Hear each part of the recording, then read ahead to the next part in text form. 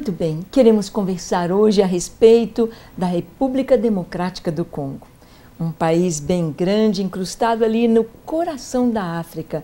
Um país que foi evangelizado há algum tempo atrás. Suzy, como é que o nosso coração pulsou pelo Congo? Como você ficou conhecendo os congoleses na sua vida? Pois é, naquela época que nós estivemos morando ali na África do Sul, fizemos o contato com o pastor Kitia, o enviamos de volta ao Congo e ele então passou a ser o representante do Ministério dos Gideões lá. Desde aquela época ele tem levantado torres de oração, trabalhado com as crianças e ele nos levou ao Congo em 2011. Estivemos lá em 2011, em outubro, e foi um tempo maravilhoso. Eu acho que nós já fizemos tantos programas a respeito do Congo, Sim. que as pessoas vão acabar me identificando com esse país, Missionária, não é verdade? Do Congo. Sim, é interessante como que Deus põe o amor no nosso coração. É interessante que o chamado missionário é exatamente assim, esse amor, essa identificação. E eu sei, Suzy, que a nossa viagem foi bem conturbada, cheia de aventuras, e mesmo assim você está com vontade de voltar ao Congo. É pela necessidade, né? Sim. Dizem que quando nós somos picados pelo bichinho das missões, nós não conseguimos ficar livres de maneira alguma dessa visão mais. Bom, depois dessa ida ao Congo, nós tivemos a oportunidade de identificar as necessidades daquele país. É um país que tem sofrido muito. E no ano que passou, em 2012, o Congo vivenciou um período de guerrilhas muito intenso. Então, hoje em dia, se você acessar a internet, você pode ler a respeito do que está acontecendo ali no Congo. Foi com muita tristeza que o pastor Kitia Malibuco, nos pediu oração pelos nossos irmãos na cidade de Goma. Goma era uma cidade onde nós íamos pegar um avião e acabamos não indo para lá, fomos levados para uma outra cidade. Mas é uma cidade grande, é uma cidade onde havia um aeroporto, era um ponto de contato muito importante, era um ponto de grande influência, porque fica perto do lago, né, Tanganica, tem aeroporto, faz divisa com Ruanda. E era uma cidade muito estratégica que foi tomada pelos rebeldes. E lá no Congo, o que nós presenciamos é que as pessoas, a maneira de lutar, os guerrilheiros, eles são muito maus. E as pessoas, os civis, estavam sofrendo muito com esse tipo de guerrilha. Na África, nós sabemos que quando existem guerras assim entre uma tribo e outra, entre um clã, né, entre uma etnia e outra, nós presenciamos há poucos anos, né? Eu era adolescente quando houve aquela guerra lá em Ruanda, onde uma tribo, né, uma etnia matou a outra, foi um genocídio. E muitos desses homens e mulheres saíram de lá fugidos, né, de Ruanda e entraram para pedir asilo no Congo. O Congo sofre até hoje a invasão dos rebeldes da Ruanda. Muitos deles reclamam um pedaço de terra ali no Congo como sendo deles, que foi um pedaço que provavelmente foi vendido por um ditador anterior ao Kabila, que é o atual presidente ali no Congo. E o Congo ainda tem várias milícias que lutam pelo poder. Infelizmente, a gente viu como que ali na África, a visão de poder, ela é uma visão totalmente diferente. As pessoas, elas querem o poder. Nós tivemos a oportunidade de perguntar para algumas crianças o que elas queriam ser quando crescessem. Elas queriam ser o presidente da República. Sim. E é tão interessante porque eles realmente veem essa questão política como alguma coisa muito desejável. Uma ascendência, né, que eles podem conseguir. E os rebeldes, né, essas milícias que lutam pelo poder, eles não têm um exército próprio. Então, o que eles fazem? Eles entram nas vilas, nas aldeias, eles matam as mulheres, eles fazem muita maldade, para que os rapazinhos e os homens se juntem a eles como soldados. E é muita tortura, é muita morte, é como muita se malvadeza. eles desarraigassem aqueles jovens, cortassem as suas raízes, os tirassem da sua família, não tem mais mãe, não tem mais pai, não tem mais irmãos, então ele tem de vir. Ele é forçado a vir lutar. Então, eles precisam muito das nossas orações. Foi muito interessante que agora no período do Natal, no dia 22, 23, 24 e 25 de dezembro, o pastor Kitia reuniu todos os gideões ali em Calemi.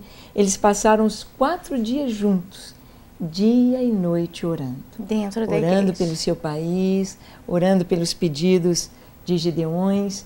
Então nós vemos como que realmente a crueldade da guerra, não é, Suzy? A violência é tão grande. E nós que vivemos aqui no Brasil, nesta paz, nesta bênção aqui, não temos história de guerra no nosso A gente passado. não sabe o que é uma pessoa gritar, foge, e ter que sair correndo para o mato e se esconder no mato, e muitas vezes morrer de fome ali, né? É o que acontece hoje. Eu tive uma moça que me ajudou na minha casa, a Fanny, e ela contou uma história assim, ela estava na casa dela, né, tendo uma festa com as amigas, e ouviu esse grito à noite, eles estão vindo, e todas as moças, todo mundo da aldeia saiu correndo, foram para o mato. Ela ficou 3 dias escondida no mato. Mas a melhor amiga dela voltou para ajudar a mãe já com mais dificuldade de correr, e os rebeldes pegaram a moça, pegaram a mãe ficou morre, não morre, ela morre, não morre no hospital, depois de tanto sofrimento. E é tanta covardia. A Fanny me contou que essa amiga, ela era muito alegre, muito líder, muito extrovertida, e ela estava noiva. E ela no hospital, entre a vida e a morte, o noivo chegou e começou a xingá-la no hospital, porque agora ela não valia mais nada. E terminou o noivado com ela ali. E ela ficou louca. Perturbada. E ela nunca mais, né? São histórias de jovens, não é, Suzy? E que nós precisamos, assim, ter o nosso coração cheio de compaixão. E é exatamente sabendo essas histórias e sabendo que agora, bem recente, retornou a guerra, retornaram estes conflitos internos, então que nosso coração é movido mesmo. Estamos ligados pelo Espírito, né? Estamos ligados no Senhor, aos nossos irmãos, a essa compaixão à República Democrática do Congo. Como é importante nós nos unirmos a eles, né? Nesse momento que as pessoas sofrem, eu acho que a Igreja do Senhor aqui no Brasil, ela não pode fechar os olhos. Nós podemos, você pode fazer alguma coisa. Em julho desse ano, eu vou estar organizando uma equipe, nós já estamos organizando, que vai ao Congo, levando doações, levando treinamento para os pastores e obreiros, porque quem está lá tem que ter conhecimento mesmo da palavra do Senhor para transmitir a paz, a alegria, o conforto que só a palavra de Deus dá no meio das situações difíceis. E realmente, quando nós temos o Senhor de verdade, Ele nos segura e nada pode nos abalar. E eu creio que a palavra de Deus vai deixar os nossos irmãos lá, que conhecem, que amam, que temem o Senhor, fortes, resistentes, capazes de suportar a dificuldade e de encontrarem no Senhor o refúgio que eles precisam. Mas nós aqui, enquanto irmãos, né, nós podemos orar. E a oração alcança aqueles que estão necessitados. A nossa oração faz diferença. Quantas vezes nós gastamos o nosso tempo orando por nós mesmos, né? Pedindo coisas às vezes até supérfluas. Não é verdade? Eu me lembro de uma adolescente que chegou chorando para mim, falando, por favor, ora para mim, meu cabelo é muito feio, eu queria que ele fosse mais liso. E eu fiquei pensando, não está errado, né? Nós podemos falar com Deus, a palavra de Deus nos fala que nós devemos levar tudo a Ele. Mas quando os nossos olhos são abertos para a necessidade do mundo, sim, essas coisas ficam tão pequenas, né? É verdade. Tem tanta gente que E precisa nós sabemos tanto. também o valor da oração, a importância da oração. Quando lemos a palavra de Deus e vemos quando Israel estava pressionado por exércitos, por nações vizinhas muito mais fortes. A desproporção era tão grande, o despreparo da nação de Israel era tão forte. Eles necessitavam totalmente do Senhor, como por exemplo com o rei Josafá.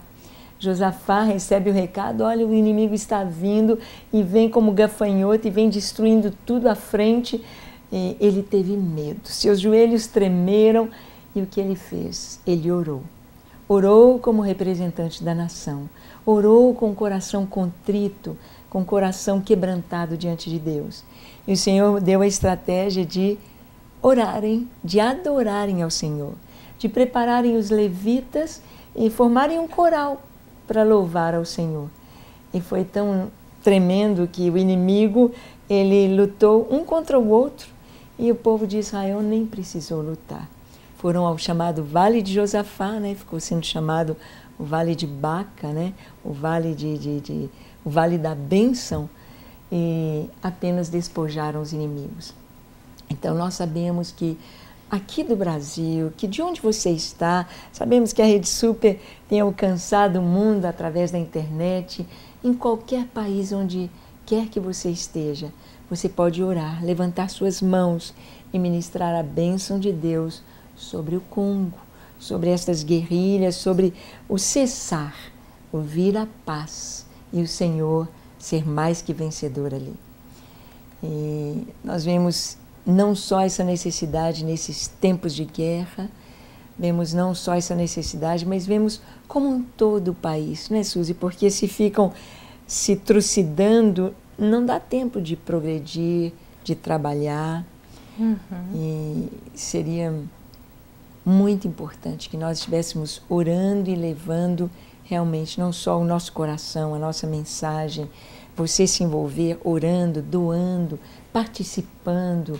Nós vamos estar deixando aí para você nosso site, o contato, para que você também participe desse projeto. Estamos chamando Missões 24 Horas, porque o Ministério 24 Horas diante do Senhor, os Gideões 24 Horas, nós estamos indo em missões onde for necessário, onde o Espírito Santo nos levar. Então, teremos Moçambique, Angola. Tão lindo o processo que Deus está fazendo, né? Sim. A partir desse momento, né, em que nós colocamos o nosso coração, no nosso coração o desejo de ajudar o Congo, Deus começou a trazer visões, estratégias, sonhos aos nossos corações. E então esse braço aí do Ministério dos Gideões está sendo criado, o braço de missões, que já estava acontecendo de uma maneira meio tímida, né, no sentido só de visitas, igrejas, e de repente vai começar a acontecer de uma maneira mais enfática. Então nós vamos estar começando com o Congo, né, essa ida ali naquele país para realmente levar doações. Nós estamos coletando Bíblias, então os recursos financeiros estão entrando, você pode participar. Nós vamos levar, né, o uniforme dos Gideões Mirins. Nós começamos com 200 crianças, hoje nós já temos 2.000 Gideões Mirins ali naquele país. E vai ser realmente uma estratégia linda de trabalhar aquele país de uma maneira totalmente inovadora através das crianças em primeiro plano. Vamos falar mais um pouquinho do projeto, mas antes eu queria que você assistisse conosco um vídeo sobre o Congo, da nossa estada lá, da nossa visita à República Democrática do Congo, quando estivemos em Kalemi, Bukavu, Uvira. Eu quero que você assista, porque nós queremos também lembrar a emoção daquela viagem tão maravilhosa, tão marcante.